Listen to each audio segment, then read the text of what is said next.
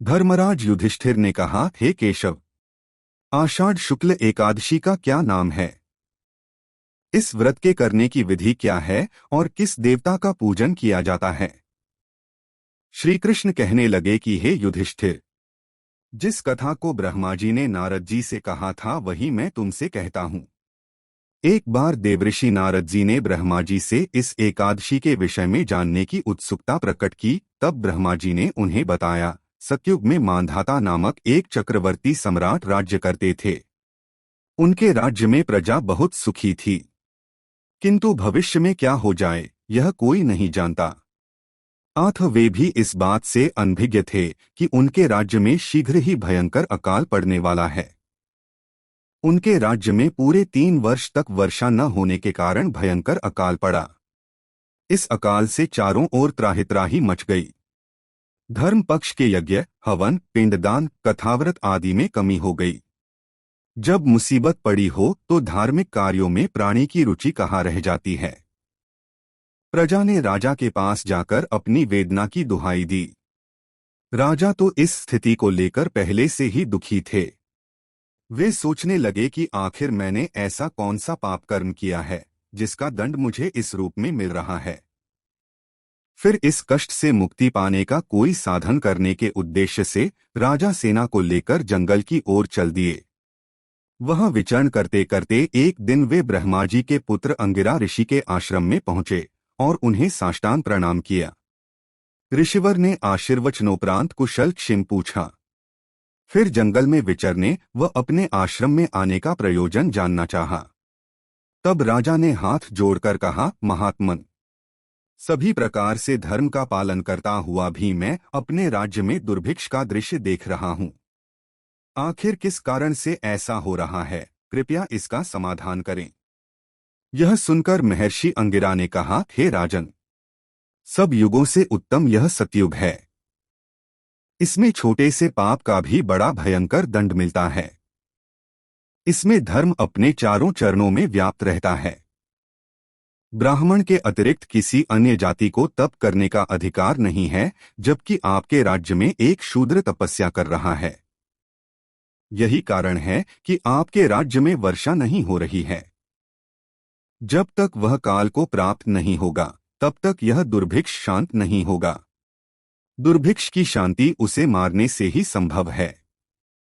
किंतु राजा का हृदय एक निरपराध शूद्र तपस्वी का शमन करने को तैयार नहीं हुआ। उन्होंने कहा, हे देव, मैं उस निरपराध को मार दूं, यह बात मेरा मन स्वीकार नहीं कर रहा है। कृपा करके आप कोई और उपाय बताएं। महर्षि अंगिरा ने बताया, आषाढ़ माह के शुक्ल पक्ष की एकादशी का व्रत करें। इस व्रत के प्रभाव से अवश्य ही वर्षा होगी। राजा अपने राज्य की राजधानी लौट आए और चारों वर्णों सहित पद्मा एकादशी का विधिपूर्वक व्रत किया। व्रत के प्रभाव से उनके राज्य में मूसलधार वर्षा हुई और पूरा राज्य धनधान्य से परिपूर्ण हो गया। ब्रह्मा वैवर्त पुराण में देवशयनी एकादशी के विशेष महात्म्य का वर्णन किया गया है। इस व्रत से प्राणी की समस्त मनोकामनाएं पूर्ण होती हैं। देवशयनी एकादशी का व्रत रखने और विष्णु पूजा करने से मन शुद्ध होता है और मानसिक विकार दूर होते हैं। देवशयनी एकादशी पर तुलसी में जल न चढ़ाएं। इस दिन विष्णु प्रिय तुलसी माता भी निर्जल व्रत रखती हैं। साथ ही इस दिन तुलसी न तोड़े, इससे माता लक्ष्मी नाराज हो जाती हैं। देवशयनी एकादशी पर दातुन करना, दूसरे की निंदा करना पाप का भागी बनाता है। देवशयनी एकादशी पर चावल खाना और चावन का दान करना वर्जित माना जाता है। ऐसा करने पर अगले जन्म में कीड़े मकोड़े की योनि में जन्म होता है। इस दिन स्त्री प्रसंग न करें। एकादशी का व्रत दशमी तिथि से शुरू हो जाता है। ऐसे में दशमी तिथि से द्वादशी तिथि तक ब्रह्मचर्य का पालन करें। देवशयनी एकादशी व्रत में तन के साथ मन की शुद्धता भी रखें। मन में बुरे विचार न लाएं, किसी को अपशब्द न बोलें। खान पान का रखें विशेष ध्यान, क्योंकि चातुर्मास की शुरुआत में बारिश का मौसम रहता है।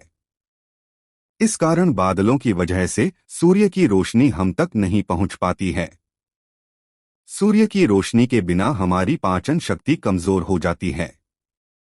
ऐसी स्थिति में खानपान का विशेष ध्यान रखना चाहिए। खाने में ऐसी चीजें शामिल करें जो सुपाच्य हों, वरना पेट संबंधित बीमारियां हो सकती है। सावन से लेकर कार्तिक तक चलने वाले चातुर्मास में नियम संयम से रहने का विधान बताया गया है।